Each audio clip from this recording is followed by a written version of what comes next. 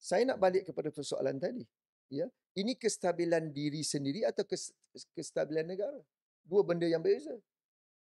Apa yang saya lihat hari ini adalah kestabilan untuk menjaga kedudukan Anwar sebagai Perdana Menteri. Bukan soal kestabilan negara.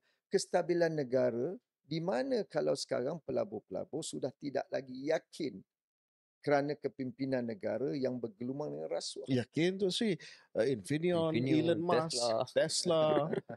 Tak Saudara apalah. boleh Itu kita Selorong ya. mungkin Nanti Datuk Seri Azmin keluar gambar dia jumpa Tesla. I was there. Okay. You know, sebab back to Tesla. Yeah. Why are you harping on EV when we don't have the raw materials in Malaysia? Yeah. Raw bahan mentah yang paling besar. We discussed in cabinet nickel, when you were there. Nickel. Kita tak ada. Mungkin ada sedikit di Sabah Sarawak. But the biggest deposit of nickel is Indonesia. Yeah. Sebab tu Jokowi sanggup terbang bertemu dengan Elon Musk di sana.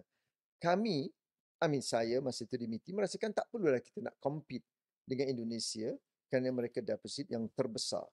Sebab itu saya berpindah kepada SpaceX. This low orbit punya satellite yang saya kira lebih baik untuk kawasan luar bandar, kawasan miskin, less connectivity.